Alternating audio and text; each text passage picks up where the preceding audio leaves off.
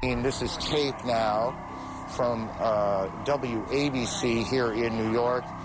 Their crew shot this picture. As you see, fire trucks and firefighters, rescue personnel at the Trade Center about 30 blocks from where we are right now. And you can see these huge columns of smoke coming off of the front tower and then a bit from the back.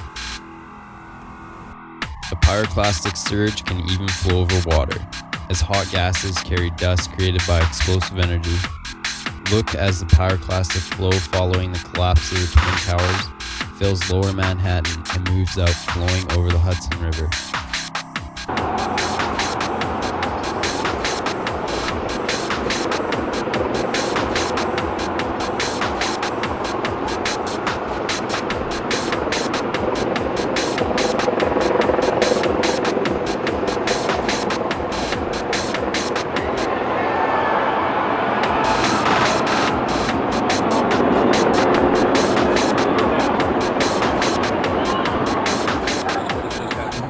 Peter, it's Don Daly down here. I'm 4 blocks north of the World Trade Center.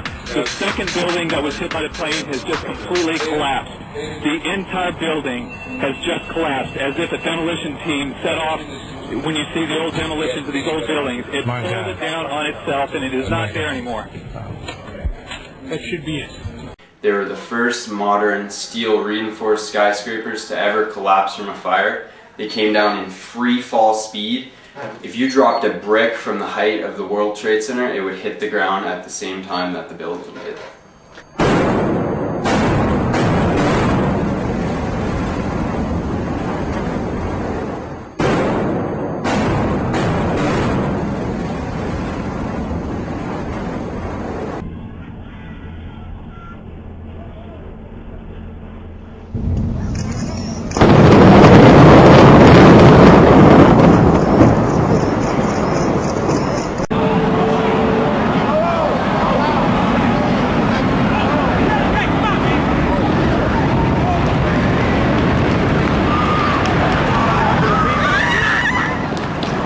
Steel structure buildings are designed in such a way that they will never fail in the event of a fire.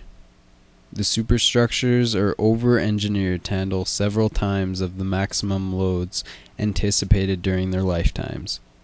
Hurricanes, earthquakes, fires on multiple floors, destruction and stresses unimaginable. They are specifically designed to handle all these events and more. The buildings were designed to have a fully loaded 707 crash into them and still stand strong. Let's take a look at the size difference between a 707 and a 767. As you can see, a 767 is not that much bigger than a 707, and considering all the jet fuel exploded upon impact, the towers should have been able to withstand that impact. The building was designed to have a fully loaded 707 crash into it. That was the largest plane at the time.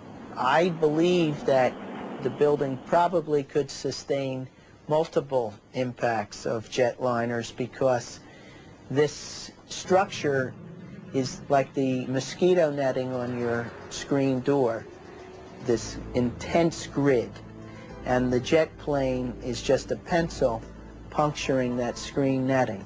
It really does nothing to the screen netting. So why weren't the planes intercepted before they reached their targets? NORAD is the North American Aerospace Defense Command. It is a joint organization of the United States and Canada, which provides aerospace warning and aerospace control for North America. It was founded on May 12, 1958 under the name North American Air Defense Command. But Vice President Dick Cheney gave the direct stand-down order so the planes couldn't be intercepted. Dick Cheney was running a completely separate chain of command and control via the Secret Service, assuring the stand-down of Air Force response on 9/11. The Secret Service has the technology to see the same radar screens the FAA sees in real time. They also have the legal authority and technological capability to take supreme command in cases of national emergency. Dick Cheney was acting as the commander-in-chief on 9/11. 67 times in the year before 9/11/01, planes were off course and fighter jets responded. So where were the fighter jets on 9/11? It's more than incompetence. It's criminal. For some mysterious reason that day, everything broke on the communication between the FAA and NORAD, and then NORAD responded very slowly, and then the fighter pilots responded very slowly, and you had all of these coincidences of great incompetence that day. The conspiracy theory is that it was stand down. If a stand down order were given, it probably would have to come from at least as high as the Vice President. I am not a conspiracy theorist. It's very easy, in a case like this, to believe in a conspiracy. My instinct is to resist that and to look at the facts and find a more plausible, perhaps a more prosaic explanation. In the 2 years before September 11th, the North American Aerospace Defense Command conducted exercises simulating what the White House later says was unimaginable at the time.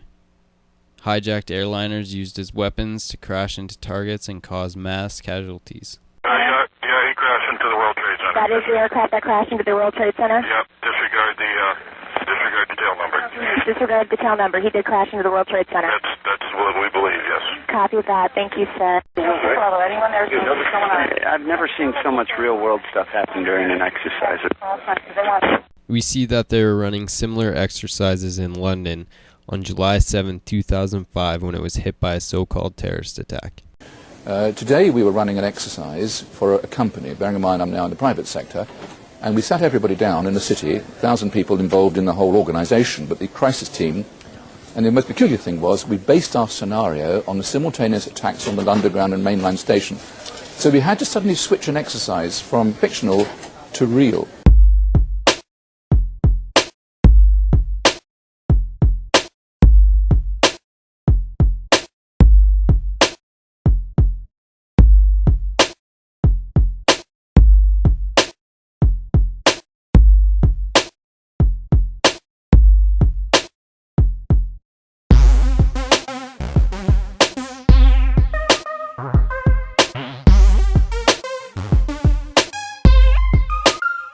"45 minutes into the taping that we were doing, there was an explosion. It was way up where the fire was, and the whole building at that point bellied out in flames, and everybody ran."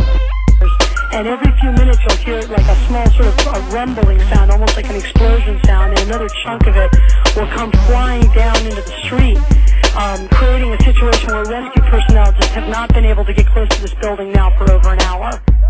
Mother, something. Supposed to be right now. You gotta get back. You know that. You gotta get back. All right. 26th floor, and when the whole building shook, lights flickered, pretty loud noise. We looked at each other and immediately headed right back in the stairwell, and Lieutenant had said, you know, we're leaving. And as I turned the corner on the third floor landing, the stairwell just erupted into a hurricane. This huge, incredible force of wind and debris actually came up the stairs, knocked my helmet off, knocked me to the ground. It's pitch black, large amounts of dust in the stairwell. So as I was crawling around to start down the next set of stairs, the landing just collapsed underneath me. So I dropped pretty much a full floor. If you wish to bring anybody who's ever watched a building being demolished on purpose knows that if you're going to do this, you have to get at the under infrastructure of a building and bring it down. The streets of the financial district covered with debris, in some cases ankle deep. Cars on fire, cars just turned by the force of the explosions. It was like something no one had ever seen.